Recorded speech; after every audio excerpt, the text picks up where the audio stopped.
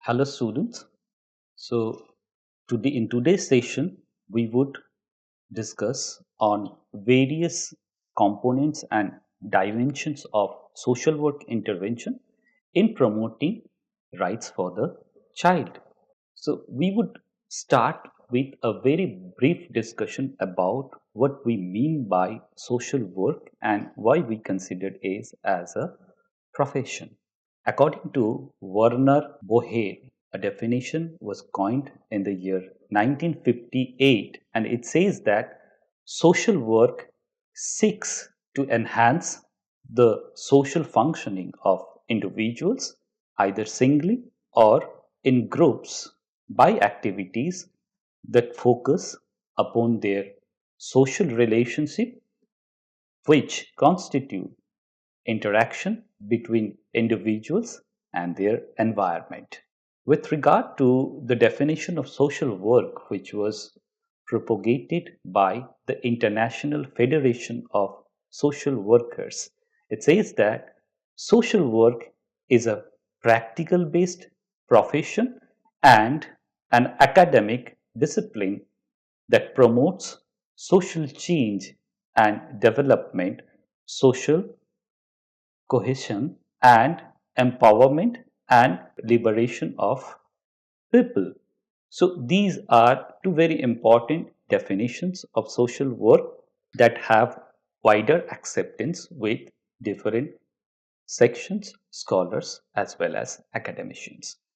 The next thing, before going into in-depth discussion about the main topic, we should also have a basic understanding of what we mean by social work intervention. Okay, in a layman's language, let's say when a social worker takes any action or provides support to a client to help change a behavior or resolve an issue that constitutes a social work intervention. So, this intervention can range from one to one counseling to community wide policy implementation. So, in that sense, when it comes to social work interventions, it has different tiers, different levels of intervention that includes both one to one interaction, both interaction with the community as well as having interventions at the policy level. And because of the complex interdisciplinary nature of social workers are often required to work in diverse work settings in different scenarios. If we think of social work intervention, so what are the qualitative aspects that we should focus when we think of social work intervention? So, the first thing is any social work intervention that includes interventions that we are having in the domain of child rights and child protection. Any such social work intervention is generally scientific and result oriented. So, if we are thinking of social work intervention always have a scientific basis to that, referring to knowledge and competencies being taken from different social science disciplines, as well as it is always result oriented, having very specific measurable outcomes. The next thing is sustainability. In terms of social work intervention, it's not something that we do on an ad hoc basis, but there is a sustainability component that we always have with regard to social work intervention in terms of going to the ultimate result level as well as not undermining the interest and concerns of the future generations. The next thing is adoption of a multidisciplinary and intersectoral approach. Okay, so referring to the nature of social problems, social maladies that we deal with most of the social problems and social maladies, their signature is more of multidimensional and it's very complex. So, in order to deal with such social problems, we have to adopt a multidisciplinary and multi-sectoral approach. So, basically, it's a teamwork consisting of professionals coming from different disciplines, different social science discipline.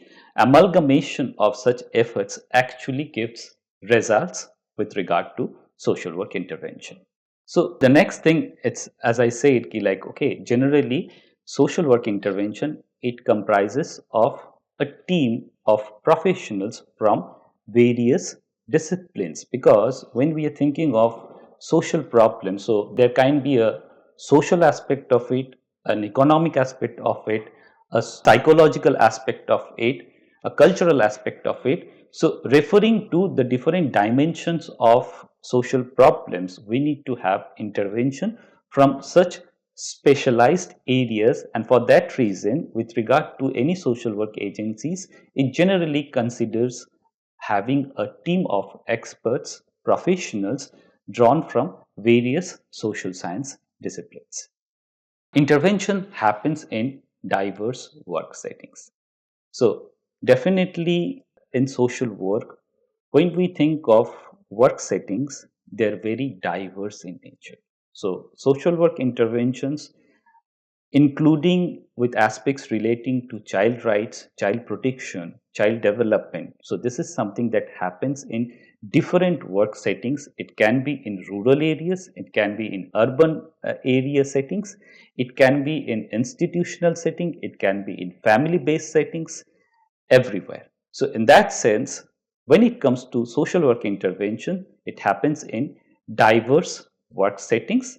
And another very important qualitative aspect of social work intervention is that promotes participation, ownership, and active involvement of the client, and it doesn't focus on creating dependencies but rather than creating empowering communities and individuals to solve their own processes. So this is a very important aspect of social work intervention, which focuses on not creating dependency but creating competencies and empowering clients to solve their own problems with a bit of help and support from social work agencies.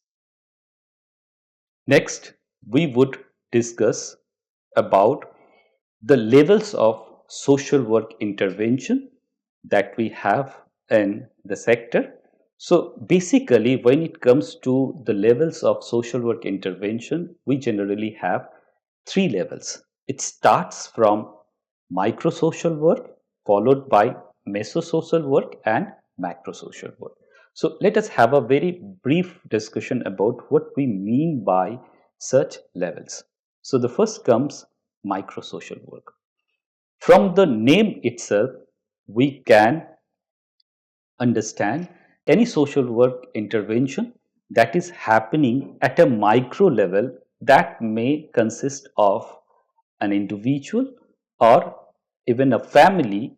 So, such interventions coming from social work agencies can be designated as micro level social work. So these type of interventions generally focus on solving individualistic, personal oriented problems and problems that arises from interpersonal relationships. So the next thing is mesosocial work. So mesosocial work, it speaks of a level that exists between micro and the macro level of social work intervention, where we mainly deal with small to medium sized groups such as neighborhood, school, or other local organizations. And in such interventions, we mainly focus on dealing with community oriented problems which are affecting such mid-level groups. And lastly, when it comes to macro level intervention on social work, we think of such interventions that focuses on implementing projects on a larger scale as well as advocacy initiatives and initiatives that promotes or that focuses on bringing policy reforms, engaging with the government, policymakers and large scale implementers. So this was something about the levels of social work intervention that we have. Nextly, we would focus on the very specialized intervention of social work that we are having, that focuses on promoting and safeguarding rights for the child, referring to specific thematic aspects. So it's a very vast area and we would try to cover it by showcasing a very brief overview of such interventions on specific thematic aspects. Okay, we would start with social work intervention that we have in the domain of ECCE. It stands for early childhood care and education. So when it comes to early childhood care and education, so again, it's a very important thematic area for social work intervention internationally as well as nationally. In India, when we think of ECC, early childhood care and education, so this is a thematic area that has been highlighted by some constitutional provisions as well as some policy framework that we have with the government that focuses on its importance and try to prioritize it with the administration. So I'll just give you some examples of it. Article 45, as we have already discussed, Article 45 of the Indian Constitution, it's a directive principles that speaks for having right to early childhood care and education for every child within the age of 6 years. Accordingly, based on the foundation of this constitutional provision, the first national policy that we had with children, which was formulated way back in 1974, the same provision was also incorporated into the policy, and based on it in the year 1975 we had a scheme called ICDS, Integrated Child Development Services Scheme, which came into existence in the year 1975 as an implementation of the provisions standards which were set under the National Child Policy in the year 1974. And now ICDS, it's one of the largest child development scheme that we have, not only in India but in the world as a whole. So when it comes to ECC, early childhood care and education, since the very inception of social work intervention in this country, this has been a matter of priority, and referring to the need for having intervention in this domain, the scale of social work intervention is increasing day by day with regard to ECC. So the first in this session, we will try to have a discussion on the nature, the type of social work interventions that are being ensured by organizations, social work agencies, civil society organizations in this domain. The first thing is about implementation of government sponsored projects in the domain of ECC like ICDS, Nipun Bharat Mission based on PPP model. So if we look at this point, so definitely PPP stands for public-private partnership. So when we are thinking of public, it's the government, private, mainly consisting of civil society organization, and there is a partnership between these two agencies. So there are a number of schemes, centrally sponsored schemes, where we have scope for execution of this PPP model, and in such schemes some of the component they are being implemented by NGOs and other civil society organizations with mainly financial and technical support from the government. Like with ICDS, Integrated Child Development Services Scheme. In some of the areas, there are a number of ICDS projects which are actually being implemented by NGOs. So when it comes to the training component of it, Anganwadi training centers, so these are structures that are being implemented mainly by NGOs across the country. So that tends to show how civil society organization playing a very pivotal role when it comes to implementation of some of the schemes that are being sponsored by the government. The next comes training and competence building of frontline workers in the domain of ECCE. Okay, so when we think of some of the schemes, centrally sponsored schemes like ICDS, in the ICDS, we have scope for frontline workers with regard to early childhood care and education, and they are known as nomenclatures like Anganwadi workers, Anganwadi helpers. So, when it comes to training them and ensuring their competency building, ensuring their capacity building, so such are initiatives that are mainly being taken care of by civil society organizations. So, if we were just discussing how most of the Anganwadi training centers that we have in this country are actually being implemented by civil society organizations. So, in that sense, training and competence building is a very important domain of social work when it comes to ECC in this country. The next thing that we have is developing models of better practices relating to early childhood care and education and advocating for its replication on a larger scale.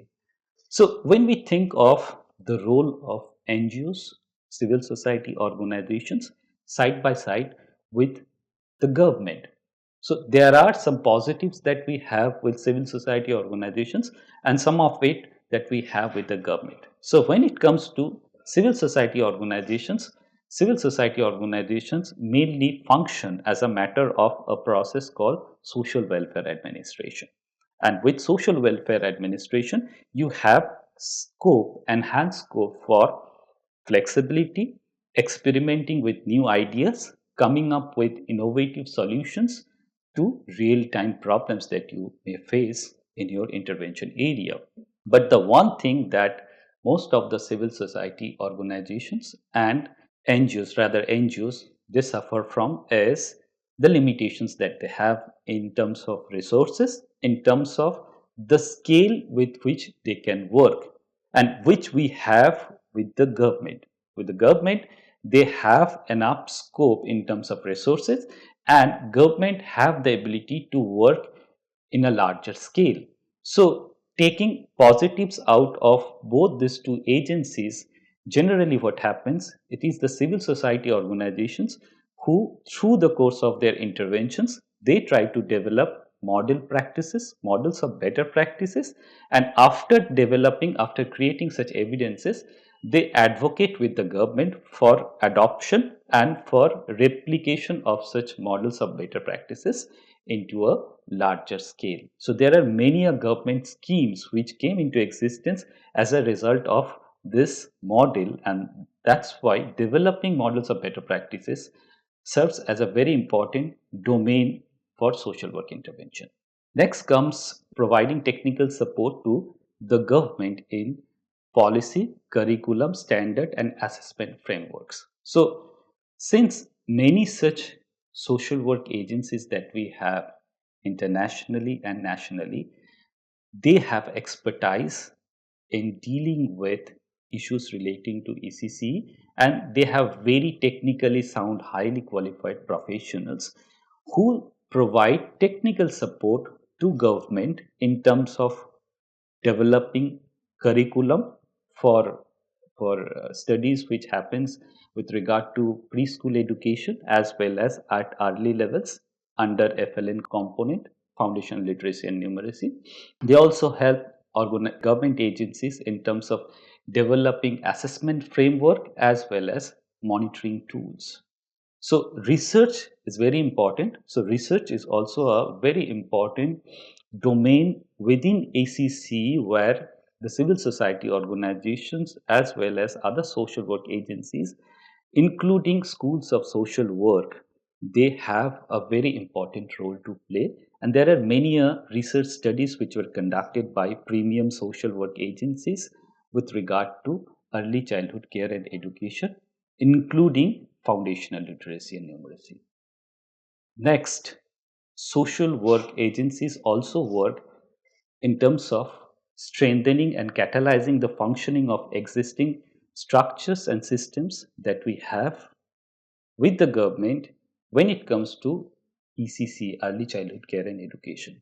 So, where we in this country we have a scheme that focuses on early childhood care and education, like ICTs. We have a scheme that focuses on foundational literacy and numeracy. We have a scheme that focuses on making creche systems available in certain areas. So with regard to such schemes, the government, they also have come up with structures like Anganwadi training centers, like Anganwadi centers, like diets and all. But when it comes to its functioning, in many a places they're not functioning in a way that they should. Okay, so these are some of the structures where mostly the NGOs, they play a very pivotal role in terms of strengthening such structures and making them function effectively without creating a parallel system. And this is something which is very vital. And again, you can refer to the model of PPP that we have just discussed. At the community level, since most of the civil society organizations and social work agencies, they work at the community level, so they have a very strong community level base. And referring to the strong community base, community level presence that most of the civil society organizations they have, they try to utilize it in terms of generating awareness, sensitization among members of the community when it comes to adoption of appropriate practices that we have in the domain of early childhood care and education, that incorporates aspects relating to health, education, environmental sanitation. Next, we would discuss about the type of intervention that social work agencies they are having with regard to elementary education. So elementary education in this country, it's a fundamental right, and there is a section within the Indian Constitution, section there is an article rather in the Indian Constitution, Article 21A. It categorically states that an individual within the age group of 6 to 14 years would have right to free and compulsory education as a matter of their fundamental right. So, referring to the constitutional provision that we have within the Indian Constitution, as also referring to the legislative framework that we have in this country, like for free and compulsory education, we have Right of the Child to Free and Compulsory Education Act, which came into existence in the year 2009, and we have national education policy, and we have many schemes that actually focuses on elementary education. So in order to make the education sector more result oriented, more qualitative, so social work agencies, they are playing a very pivotal role. The first thing is execution of concept of social work, school social work into practice. So school social work is a specialized domain that we have within the broader contours of social work profession, and this concept is extremely popular in some of the developed countries. So with regard to many social work agencies, they are trying to introduce that same concept into the Indian educational system, whereby for every school they are advocating for having a social workers who would have their own specific domain of intervention, catering to the needs and concerns of students who are enrolled in respective schools. One of the major important focus areas of social work agencies have been to ensure access to quality education, especially among children from disadvantaged sections. So now we know ki like even though education is a fundamental right, and in India we have also improved upon some of the quantitative aspect of it in terms of having a fairly high enrollment ratio, in terms of decrease that we have experienced in the school dropout rates. But with regard to quality education that focuses on learning outcomes, this is something that needs to be worked upon. And there are a number of agencies, social work agencies, who are working with this concept of making quality education more accessible, especially to children from disadvantaged sections. That includes STs, SCs, minorities, as well as children from socioeconomically backward classes. There are a number of social work agencies which are also providing government with technical support in terms of developing qualitative materials like formulating education policies and legislative framework, developing educational curriculums, standards for conducting assessment like standard assessment framework for conducting formative and summative assessment, TLMs, teaching learning materials, resource material, and also work towards improving learning environment in government as well as government sponsored schools. So when it comes to agencies, like there are so many good international organizations as well as national organizations who are working very closely with the government in terms of providing them with technical support. And with the help of technical support from such agencies, government, they are also trying to improve upon their existing efforts in terms of having very effective policies on education, some legislations which are very sound and addresses to the needs and concerns of children, as well as developing the overall learning environment in terms of physical aspect of it, as well as making quality resource materials, TLMs, available to children and teachers. Training and capacity building of teachers have also been a major focus area for social work intervention, for social work agencies rather, in India.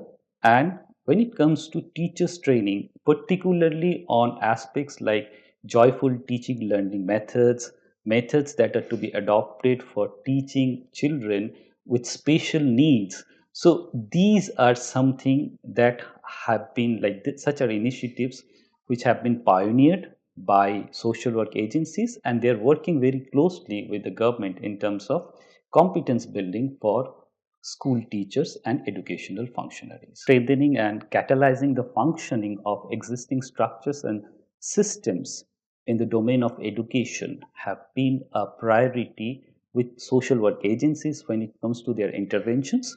So with regard to the structure that we have in the education system, it's a very vast structure that we have.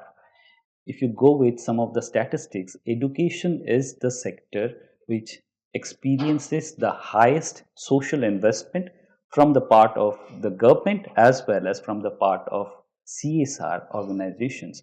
But when it comes to functioning of structures like school management committee, diet centers, training centers for school, innovation centers.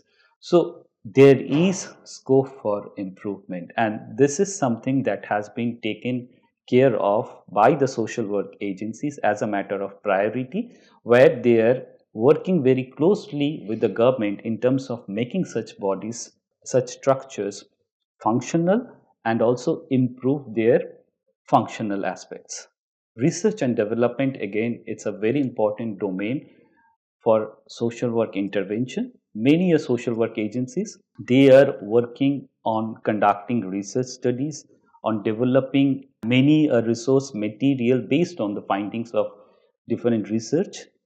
So in that sense, research is a very important domain for social work intervention, particularly with such social work agencies who are having high end of expertise in dealing with educational issues at the policy making level.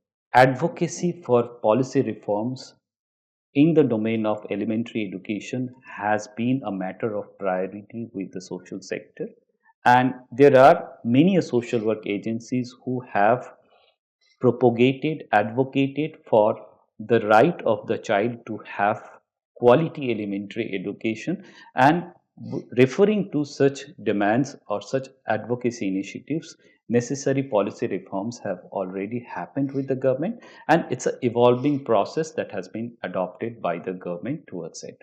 At the community level, since most of the social work agencies, they have a very strong community level presence, so such agencies are also helping the government in terms of identification of dropout and out of school children with support from community level, formal, informal power structures, and ensuring their enrollment in mainstream contemporary government and government aided schools, and also keeping a track in terms of the fact that so that such child who are dropouts who have been enrolled into such schools, they continue with their studies.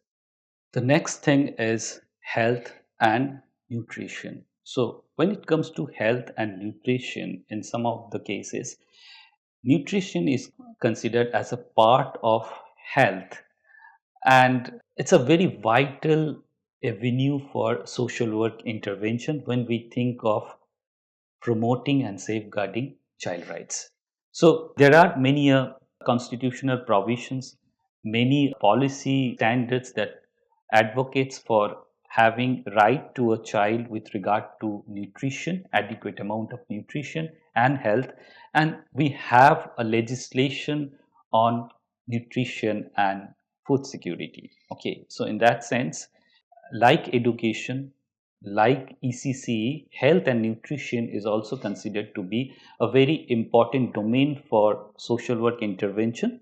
So we would start with how CSO, civil society organizations and social work agencies, they're actually helping the government as well as the community in terms of catering to the needs and concerns of children specific to the domain of health and nutrition.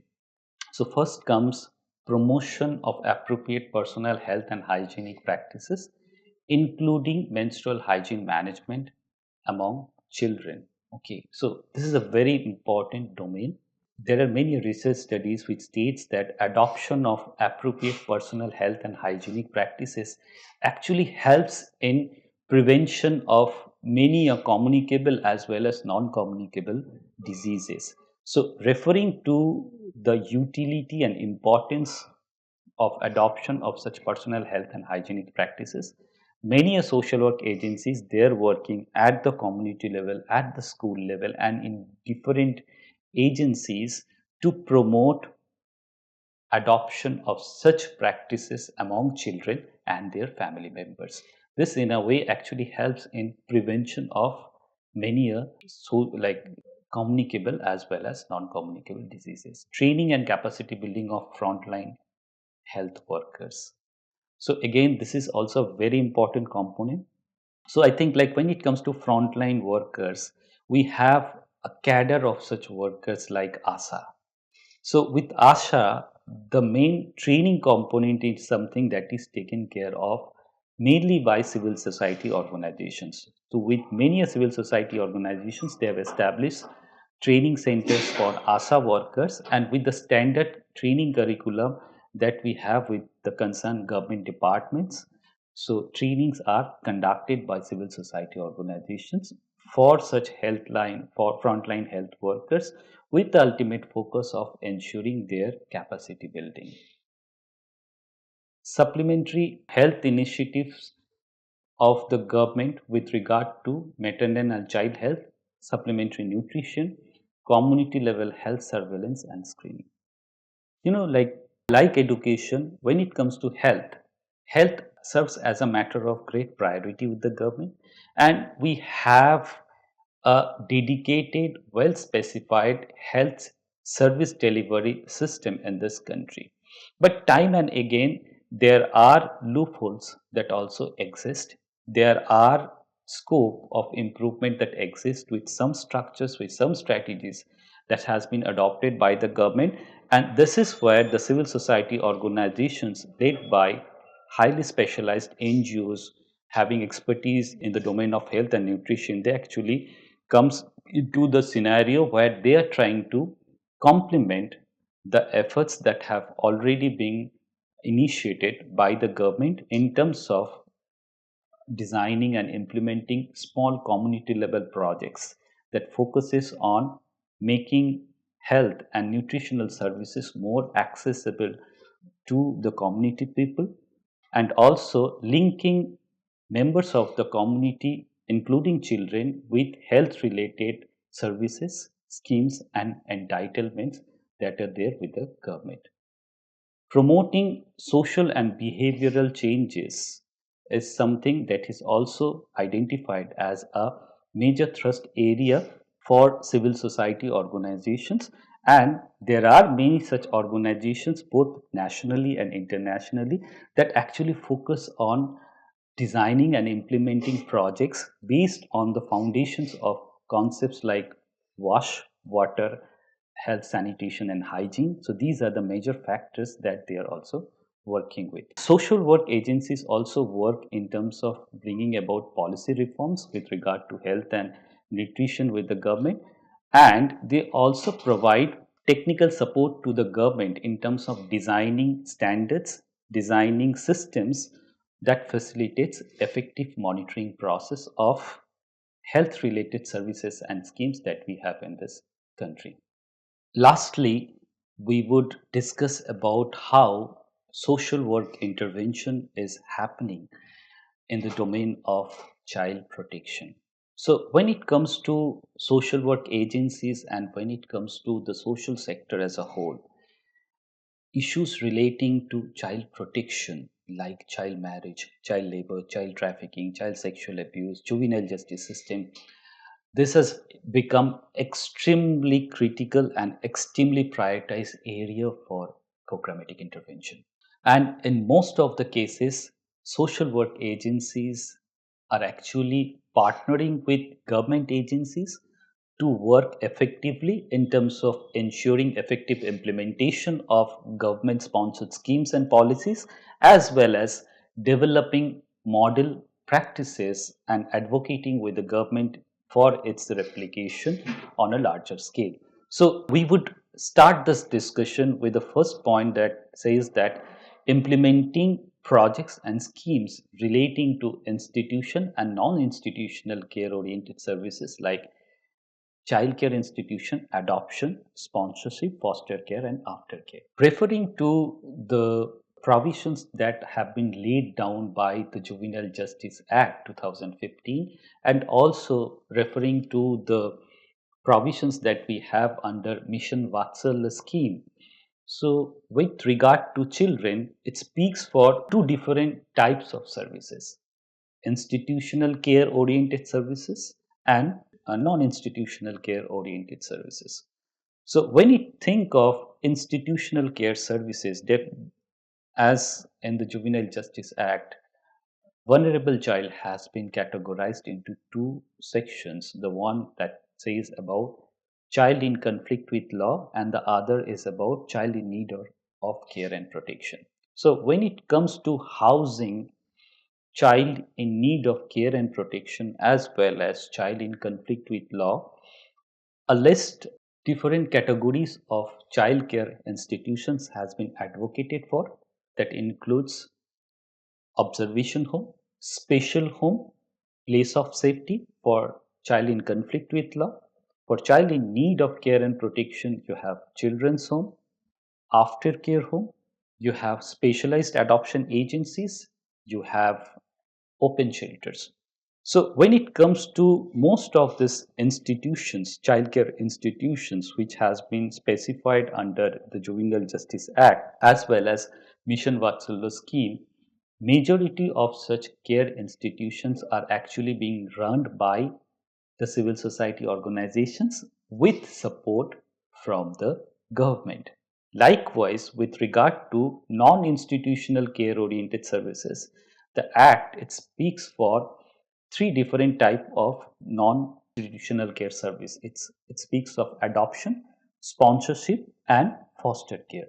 So specifically with regard to adoption and foster care, so there are many an organizations who are running in terms of adoption rather, many an organizations, civil society organizations who are running SAAs, better known as specialized adoption agencies, with support from the government, and there are some very renowned international and national organizations who are running schemes relating to group foster care with support from the government. Referring to the strong community level presence that most of the civil society organizations they have, the civil society organizations play a very vital role when it comes to strengthening and activizing the functioning of community level child protection mechanism like village level child protection committees, block level child protection committees, children's groups which are being formed under various government sponsored schemes. So in that sense, NGOs, they're playing a very vital role when it comes to strengthening of the existing community based child protection structures with an objective of developing a community level child safety net, providing necessary support to the government in designing and implementing various components of juvenile justice system, formulating policies and standards, and also appraisal of government sponsored scheme is something that is also being taken care of by many civil society organizations. So when it comes to the juvenile justice system, there are many an organization having expertise on dealing with issues relating to child rights and child protection. They are providing government with technical support in terms of designing various components under juvenile justice system as well as ensuring appraisal of existing government schemes.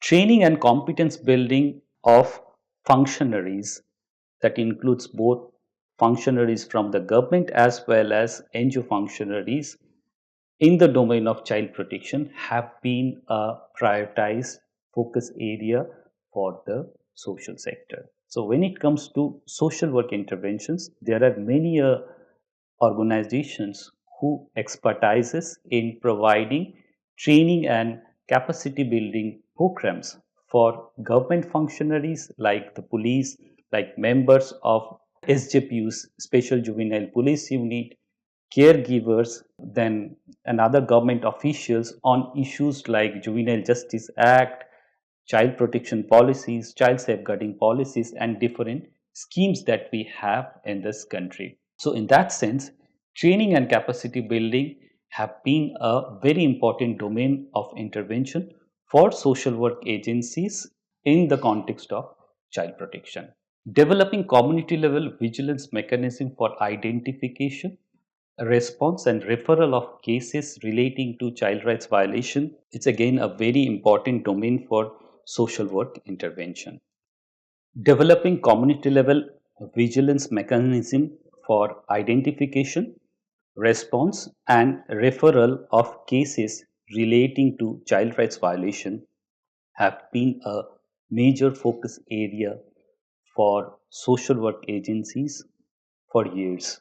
In fact, such agencies, referring to their strong community level presence, are actually helping in creating a community level vigilance mechanism that facilitates in identification of potential cases of child rights violation and also ensuring appropriate referral of such cases with government structures and law enforcement agencies. There are a number of social work agencies who are also working on aspects like rescue, rehabilitation, and ensuring justice to children who are victims of various child rights violation like child trafficking, child sexual abuse, child marriage, and also are helping in terms of ensuring social justice to children who are affected by natural as well as man-made calamities. In the context of child protection, one very progressive approach which has been adopted by civil society organizations has been to ensure strengthening of families, and such an approach in a way actually helps in decreasing the degree of vulnerability of child. One of the very important strategies that civil society organizations they are adopting is that with such vulnerable families they are trying to link them with appropriate government services, schemes and entitlement in a way that would promote their overall socioeconomic upliftment. So this will also help in reducing the vulnerability that exists with that family as well as the child. Addressing to the needs and concerns of children living at high risk situations, like children living in street situations, children of high risk groups like sex workers. So these are something that has also been taken care of as a matter of priority with civil society organizations, and with most of such high risk population, civil society organizations they are also implementing innovative projects that are addressing to such specific concerns and need of such populations. And lastly, designing and implementing reformatory services for child in conflict with law is a very important domain for intervention which they are doing in coordination with government agencies. So I would thank you all. That was the end of it, and thank you all for hearing so patiently to this presentation. Thank you.